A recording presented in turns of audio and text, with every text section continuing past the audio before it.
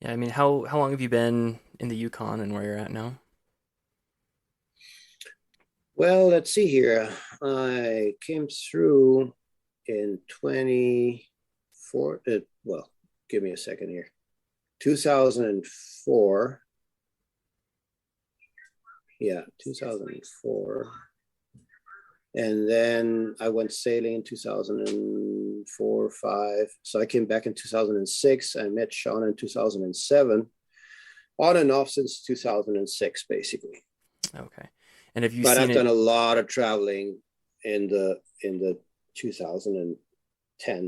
A lot of traveling. So I was on and off, like maybe half a year here and half a year somewhere else. How much has it changed in your 12 to 15 years that you've been there? Um,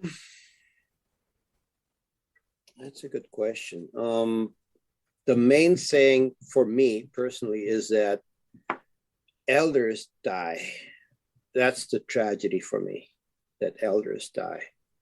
And the guys that were my instructors, my teachers here, my mentors here, I had a good friend called Tommy Moses, and he passed away a few years back. And to me, it was a big tragedy because this was the guy that would take me out and he would come and say, let's snare some lynx. And boom, we go snare lynx, or let's set a net under the ice. He taught me how to set nets under the ice, how to set traps for different animals.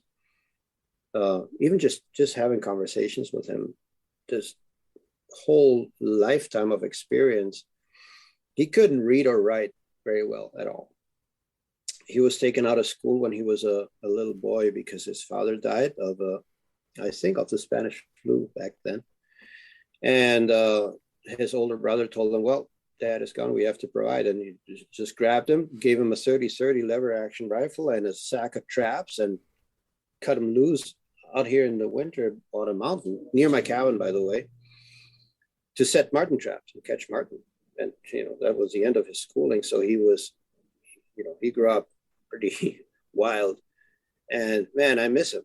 So when the elders pass away, phew, that's a big dip in the cultural knowledge for the tribe. And as a friend of them, that's what hurts me. I tell you, my life is a lot more boring every time one of those guys is gone. So that's what I've seen, and it's hard to find a substitute for them because the people that are maybe in my age group, some are maybe able to live up to that, but the people that are now in their 80s and were in their 70s when I arrived here, some of them had really still grew up literally out on trap lines, not seeing town for years sometimes. And you just can't compare the level of how much in touch they were with nature without even knowing it. Like Tommy, I would show him a map and he couldn't see a thing on the map.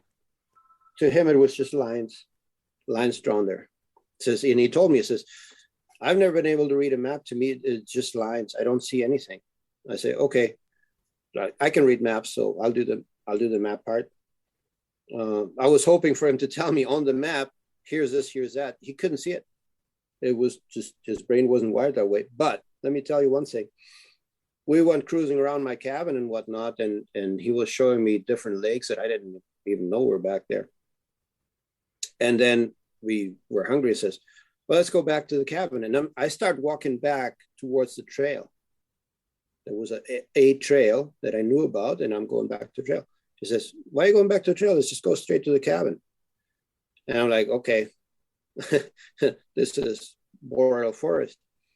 You can't see a thing beyond 10 meters. So I say, okay, I'm pretty sure where the cabin is, but I have a range of degrees where I think the cabin is about this direction, but I can miss it by 20 degrees or 30 on each side. So I might come up left of it and then rectify, or right of it and then rectify. And, he just took the lead and walked straight to the cabin. like straight to the frickin' cabin, not even off by a meter. And the cabin was maybe 2 miles away. He just walked to the cabin because in his mind, he like a husky, like sled dogs do that. He knew where the cabin was. That's it. We've been cruising around all day doing curves and looking at lakes, and there's no features in nature that are straight. Everything is roundabout and whatnot, and we were in the middle of nowhere. He knew exactly where the cabin was without a shadow of a doubt, and he thought it was weird that I didn't. So that's what I'm talking about. You know, Yeah. those old time Indians that just knew things. They knew things. It's hard to explain. They knew. They also knew when things happened to other Explain. people. Somebody passed away. People that were in remote places would show up for the burial. They would, you know, this was a common thing 100 Just years ago. sensing that something had happened, and they Yeah, showed yeah, up. And yeah. They knew.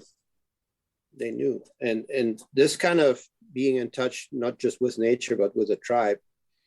How can you teach that? That's most that is as far removed from knowledge in a classroom as I can think of.